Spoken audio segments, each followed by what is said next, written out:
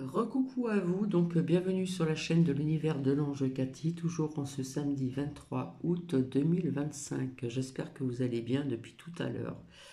Donc je remercie quelque peu de personnes, voilà.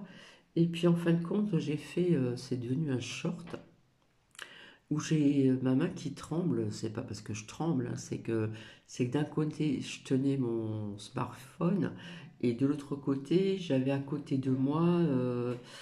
Comment dire, mon agenda où je note des choses assez rapidement, où j'avais omis de vous dire. Alors c'est un vase qui vient donc de la Tunisie, puisque du côté de ma mère, frères et sœurs sont nés là-bas.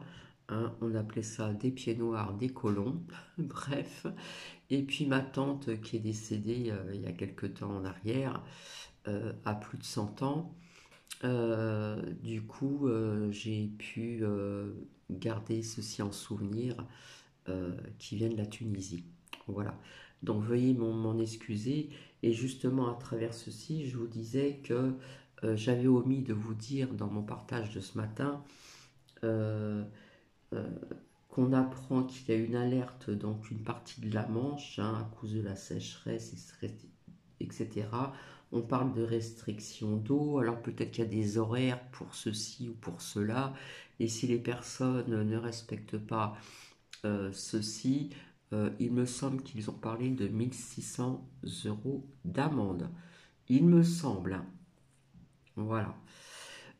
Par contre, j'ai constaté, alors je ne sais pas si c'est une nouvelle personne, par rapport à ce pseudo qui est assez compliqué à travers ses chiffres, etc. Ou si c'est une autre personne, une autre abonnée qui a changé son pseudo. Donc, bah, je dis merci donc à... Alors, je crois que c'est arrobase, des, un petit tiret. Alors, je ne sais pas s'il y a un G après ou un E, 2 fois 3 K.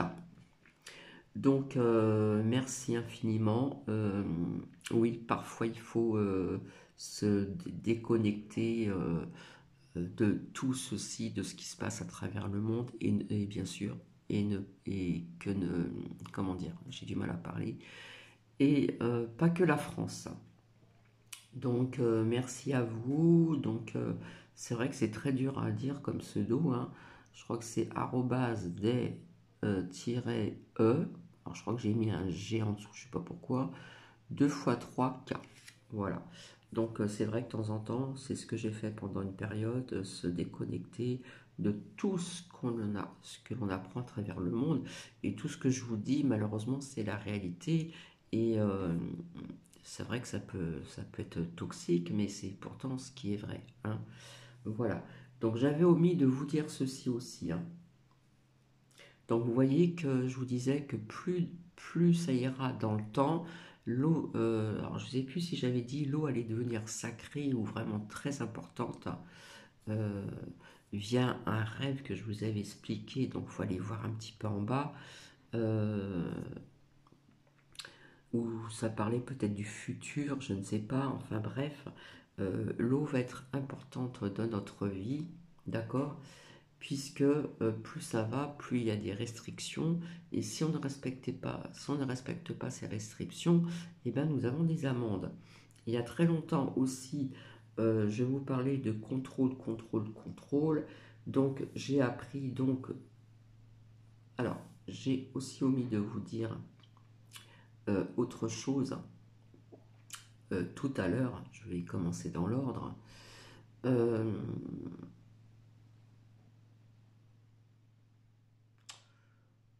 Apparemment, les taxis sont prêts à bloquer le pays. Voilà, le gouvernement nous méprise, et s'il n'y avait que, c'est tous les Français, j'ai envie de vous dire. Donc, c'est aussi bloquer des dépôts de carburant. euh, voilà.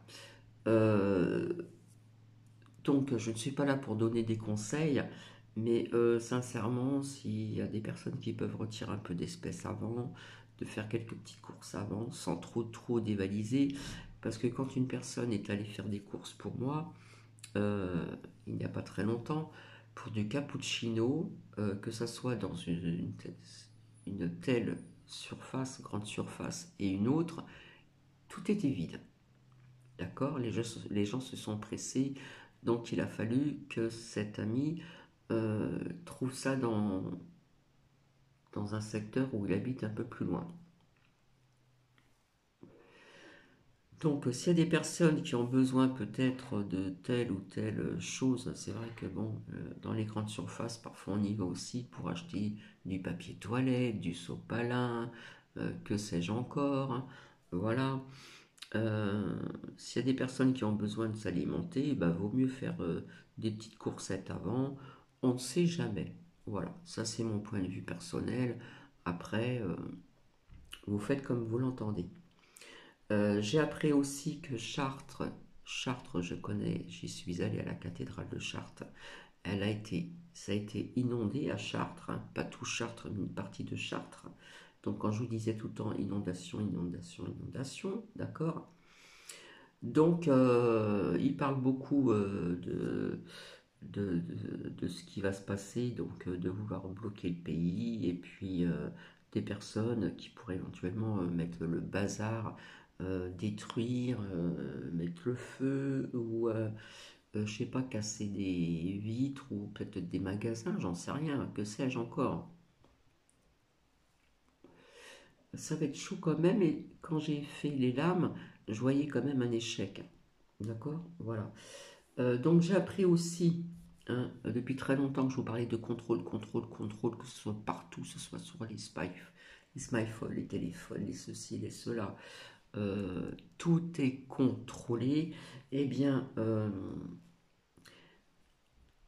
ils ont dit que les voitures radars se multiplient. Voilà, se multiplient. Donc ça, c'était important de vous le dire, hein, parce que j'avais omis de vous le dire. Donc tout à l'heure, je me suis dit, je vais bien oublier quelque chose, hein. Et je regarde si je n'ai pas oublié encore autre chose. Voilà.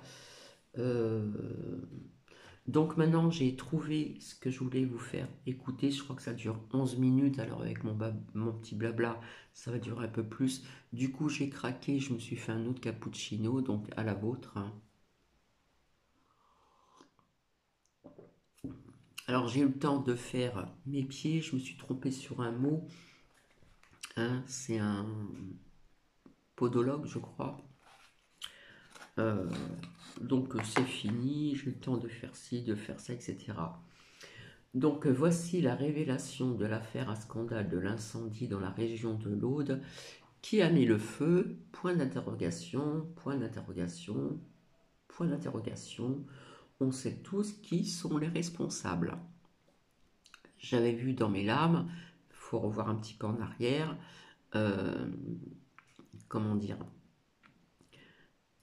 les ennemis, hein, le serpent, je ne vais pas dire les noms, mais enfin, vous voyez un petit peu ce que je veux dire. Donc, je vais vous faire écouter, ça dure quoi? 11 minutes, je mangerai après, c'est pas grave. Et puis, donc, je vous souhaite une bonne écoute. Après, ce n'est peut-être pas la vérité vraiment pure. Quand je dis la vérité, c'est parfois la vérité d'une personne, mais ça ne peut pas être la vérité d'autres personnes. D'accord? Donc je vous souhaite une bonne écoute sur ceci. Euh, donc je n'ai pas parlé, je n'ai pas parlé de ceci, d'après ce que j'ai compris, de ce que vous allez entendre, mais c'est sûr qu'il y aura des constructions sur ces lieux où il y a eu des feux. Donc Marie-Clémence, j'espère que je t'ai pas ou je vous ai pas, euh, comment dire, pas vexé. euh, J'espère ne pas avoir été maladroite vis-à-vis mes dires, mais c'est vrai que quand on dit ça en rigolant, avec humour, ils vont mettre des robots à la place de ces feux-là, donc dans l'Aude. Euh, Moi, je respecte tout ce qui est le vivant, hein, le vivant. Voilà, tout simplement. Parce qu'à force, que ce soit en France ou dans d'autres pays, plus ça va, plus il y a moins d'arbres, etc., etc. Et vous savez très bien ce qu'apportent les arbres, la végétation, ça apporte la fraîcheur, ça apporte de l'oxygène, etc., etc. Hein, pour les personnes qui pique-niquent, par exemple, il y en a peut-être de moins en moins, mais avant ça se faisait énormément. On se mettait près d'un arbre quand il faisait chaud, on se mettait à l'ombre. Ça nous apportait de la fraîcheur et de l'ombre. D'accord? Et dans des arbres, parfois, il y a des oiseaux aussi, il y a des animaux qui y vivent, hein, que ce soit des arbres ou autres. Hein. Donc voilà. Donc je vous souhaite une bonne écoute, ça dure que 11 minutes. J'en suis à 10 minutes, donc allez, on va dire en tout peut-être une vingtaine de minutes, un peu plus. Donc je vous souhaite une bonne écoute. Alors ce n'est peut-être pas la vérité absolue, mais c'est ce que j'ai vu plus ou moins dans mes lames lors de mon tirage question sur ces feux dans l'Aude. Je n'ai pas parlé de, je crois, de ce que vous allez entendre. Allez, je vous souhaite bonne écoute et j'espère que c'est assez fort. Qu'un drame humain. En tout cas, c'est la version officielle. Vous pensez sincèrement que la nature a décidé de s'embraser comme ça, à moins de 10 km à vol d'oiseau de deux villages, Tournissan et Ribot, qui quelques mois plus tôt avaient eu l'audace de dire non à un projet industriel colossal? C'est sûrement une coïncidence. Pour bien comprendre l'histoire, il faut remonter un tout petit peu dans le temps. Pas la peine de sortir les livres d'histoire, juste quelques mois en arrière. On est en plein hiver entre le 10 décembre 2024 et le 6 janvier 2025. De cette année, quoi. Une consultation publique est organisée. Le sujet, un projet de parc photovoltaïque gigantesque. À cheval sur les communes de Tournissan et Ribot, dans l'Aude. Un projet porté par une boîte au nom passe-partout, Hexagone Énergie, mais avec des ambitions bien trempées. Couvrir des dizaines d'hectares de garrigues et de forêts avec des panneaux solaires. Sauf que voilà, les gens du coin, les habitants, les associations, on leur a demandé leur avis. Excusez-moi, hein, désolé. Il ne faut pas oublier aussi les maisons qui ont été touchées, des voitures qui ont été brûlées et des habitants qui se retrouvent à la rue, etc. Il y a eu des feux dans des maisons, etc., etc., etc. Ça, faut pas le perdre de vue non plus.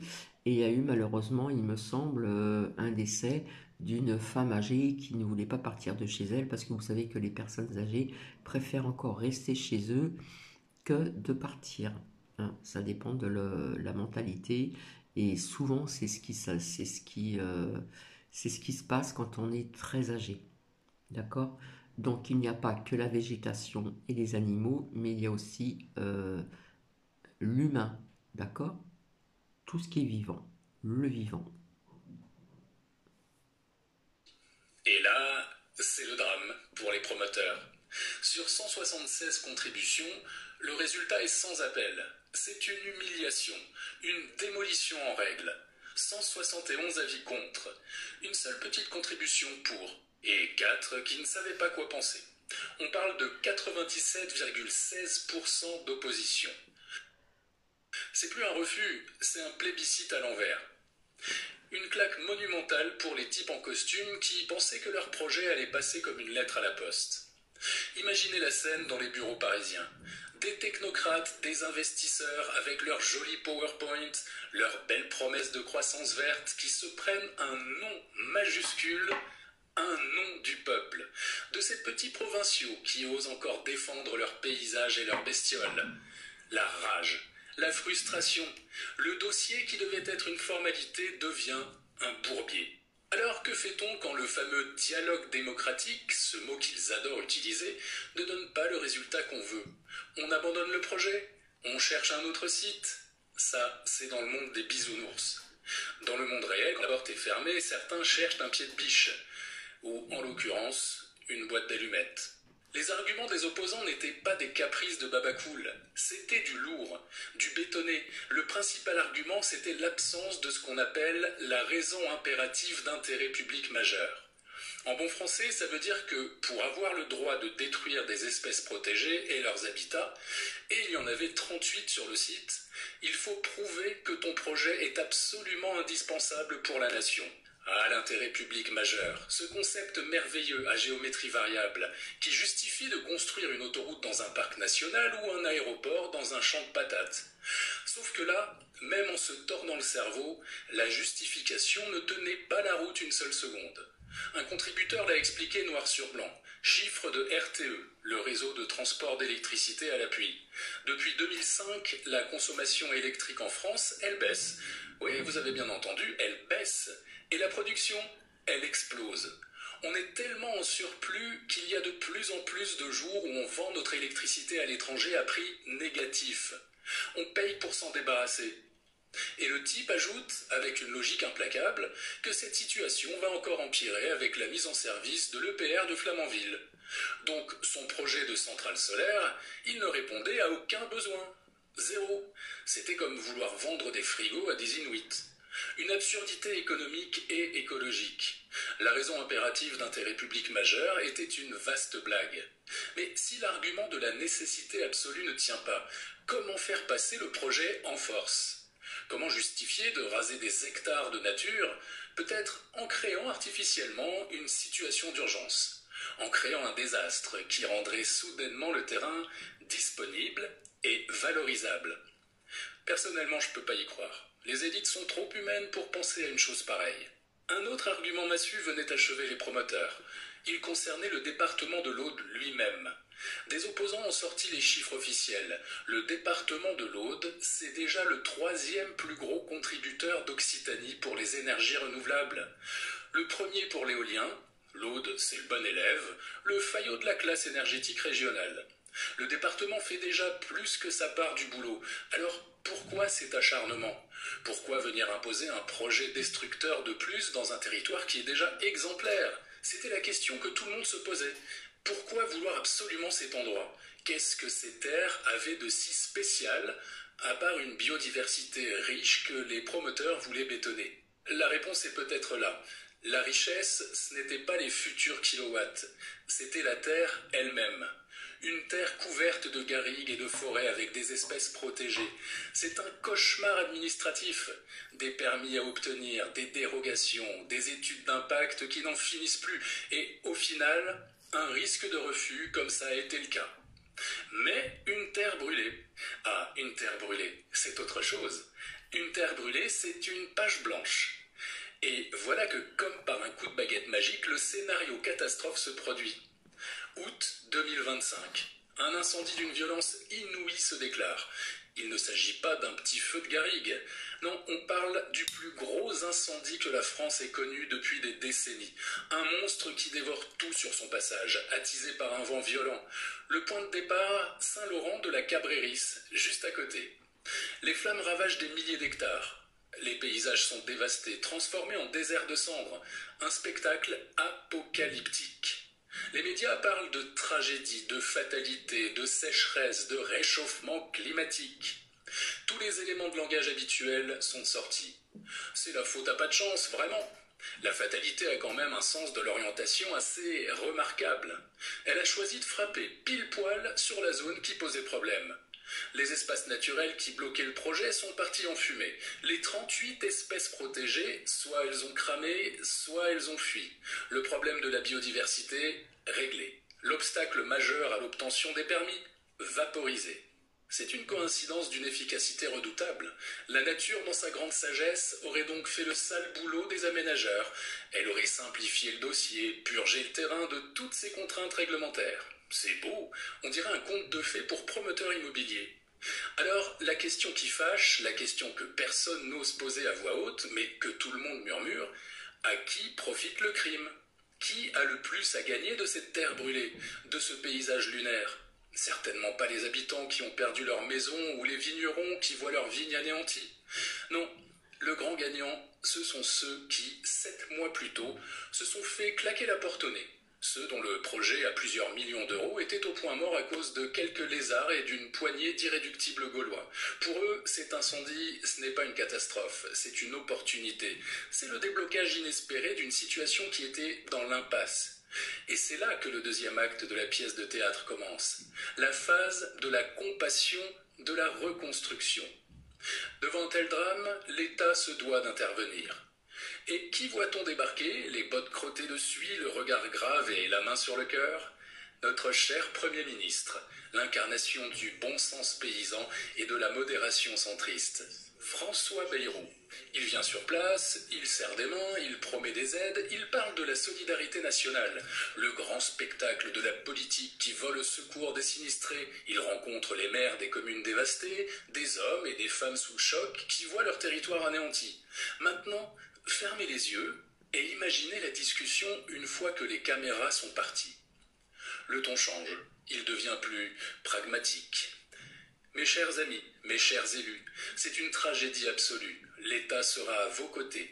Ne vous inquiétez pas, nous allons débloquer des fonds exceptionnels pour la reconstruction.